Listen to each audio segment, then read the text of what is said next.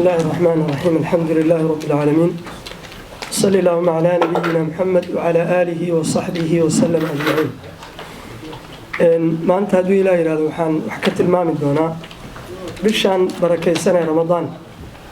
waxay gooni la tahay afar cibaado afar acmaal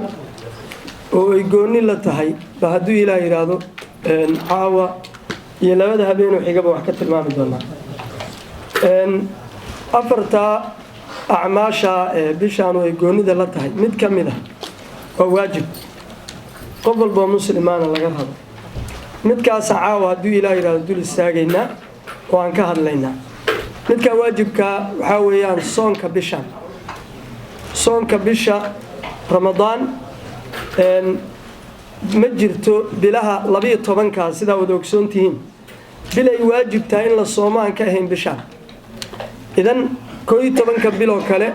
bay dheer tahay intaas soomkeeda ilaahay ka dhigay subxaanahu wa tacaala waajib marka wujuubkeeda inaan adilo u soo qaadano ka hadli mayno wujuubkeeda inaan adilo u soo qaadano ma waxaan hadda tilmaami doonaa laakiin naaxiyada aan tilmaamayo waxaa weeye meesha horta soonka la soomahayo ilaahay ma wuxuu naga rabaa oo keliya inaan biyaha iyo baadka ka tagno cuntada iyo waxaan cabayno inaan ka tagno keliya ilaahay naga rabaa ilaahay maharaad iyo gaajo keliya noo dilayaa mise waxaa jira arrimo intaa ka dheeraana laga rabaa تاوي نبينا صلى الله عليه وسلم من غير ما حديث بوكت المامي حديث كأبي هريرة رضي الله عنه وارضاه وحليه ليس الصيام نبي وحليه صلى الله عليه وسلم ليس الصيام من الأكل والشرب إنما الصيام من اللغو والرفث وحل قصه ميو ماهن أو كلية عنطية بيو ماها طبعا بيها عنطية ولا قصه مياه لكن يجي كلية ماها واحد قصه ميسيه waxaa laga soomayaa laqwiga iyo rafadka laqwiga waa hadalka baatilka weey aan tarabaqashka ah rafadkuna waa qowlka xun weeyaan hadalka xun inaad hadal xun tiraahdo ama hadal aan loo meel dayin iyo waxyaabo ilaahay subxaanahu wa tacaala ka caraysiinay iyo macaasida sidaa daraadeed qofka muslimka ee sooman ayadoo laga rabay qof walba muslina guud ahaan inuu carabkiisa indhihiisa badankiisa idil ilaaliyo marka aad soomantahay kuma sii jirto marka aan leenahay marka aad soomantahayna hadda ogow bishoo dhan baa laga wadaa kuwa waxay ku leeyahay ku soo afuro ma maqasheen waa soomanay hadda waxa raba ma dhigi kale banaan ku soo afuro macnaha wuxuu sii dib dhiganayaa dambi waa khatar weey dambi inuu galo oo ilaahay u caasiyo subxaanahu wa tacaala buu dib u sii dhiganayaa arrin fiican maaha ha laga waantoobo sidoo kale nabiga sallallahu alayhi wasallam hadith abi hurayra wuxuu asaguna yiri hadithka abu hurayra nabigu wuxuu ka wariyay sallallahu alayhi wasallam inuu yiri rubba saa'imin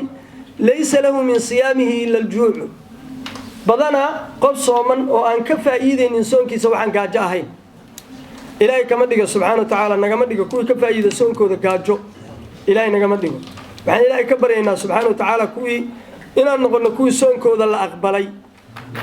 waxaan ku gabagabeynayaa qaybtan xadiidka isla abi hurayra radiyallahu anhu arda oo ahaa man lam yadac qawla zuuri wal amal bihi falaysa lillahi haajatu bi an yadac fi an yadac ta'amahu wa sharabahu qofkii aan ka tagin qawla zuur inuu dhaho hadal beena hadal xun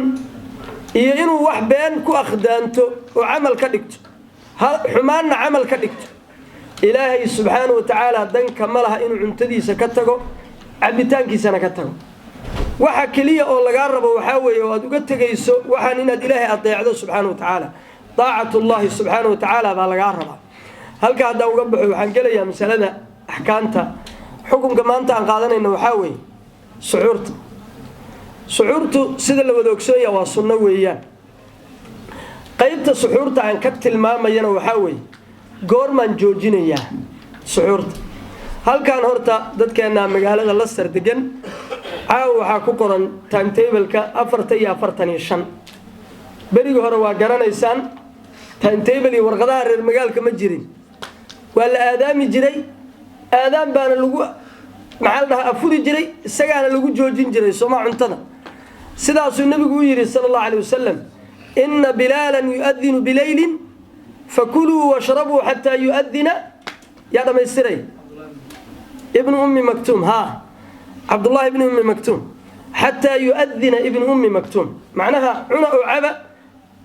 وبلال وآدم يا فجر كلبا آدم بولا سيدان ودوكسون هاي معناها آدان كهرة لو جوجين ما عنتظر لا كدم به وين عنتظر لو جوجين مسألة مركا هالكا تمد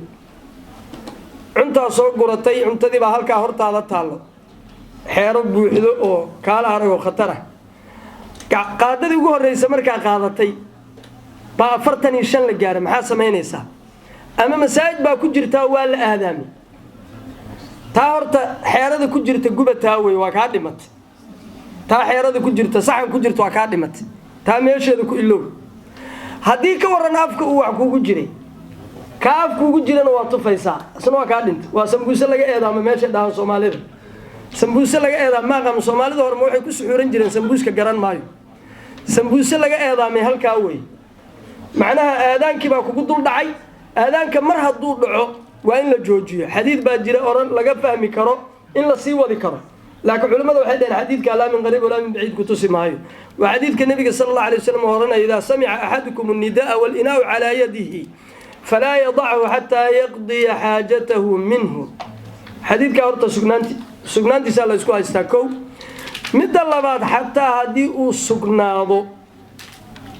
علماء way ta'wiileen waxa looga jeedaa bilaal aadaankiis si labada xadiis la isku waafajiyo aayada quraankana sida loo waafaqo ilaahay muxuu yiri wakulu washrabu waxa ku xigay hatta yatabayyana lakum al-khayt al-abyad min al-khayt al-aswad min al-fajr فجركيو bilowday waxay leedahay badal baan daaqaya xagee keenta warkaas idan goorta la joojinay waa goortaas hadii qofku uu sii wado marka misal kale jamaaca ku saabsan halkaas soo galaysa jirta suxuurta iyadan jamaaca soo ku jiro odaga hadii lagu aadaamo xaalkaaba inuu ka baxo way hadii hawshu uu sii wado soonka maalinta ma jiro gubataa waa maalinka iyada idan daqiiqa ahaan waxaan 45 maalin walbana kulay hoos buu soo dhacaa